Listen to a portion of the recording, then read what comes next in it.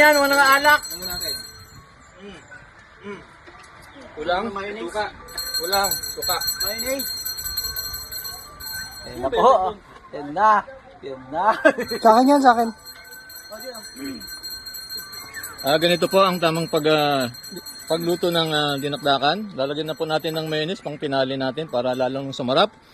At dahil po lalong sasarap niyan kung gagamitan po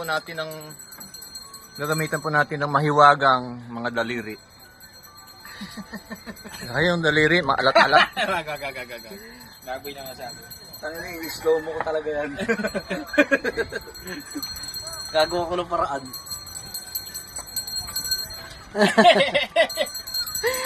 Picture mo, picture mo.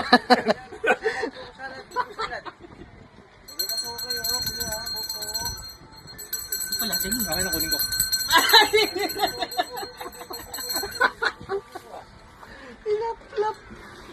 Lap-lap talaga? Agay. Ibang kiss lang. Yan na.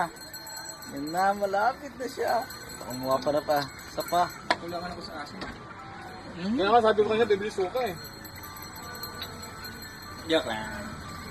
Ang cup yun, may suka din yun. May kanya? Kanya? Okay. Dinawkaw na. Dinawkaw na. Tapos Leo, na mainit sa pa, Leo. kanyan. Ha? Kulang pa ba? Tikman mo nga, Art. Hindi, kaya pa ako nagugas ng kamay. Sige, seryoso. Kunti lang pala, no? Mas marami yung dating gawa natin. Di ba nga buwabang ako ng ilog kanina?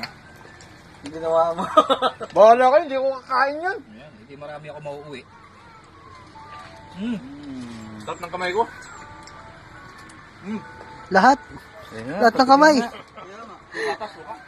Asan yung ano? Baso. Ba't may malaki dyan? Yung puta Kaya natin ito, masip to eh. Nasaan yung ano, Ar? Baso. Tinansyat. Uy, saan mo nilagay yung baso? Ay, hindi. Wala nang kalamansi? Ano yan? Pulutan naman.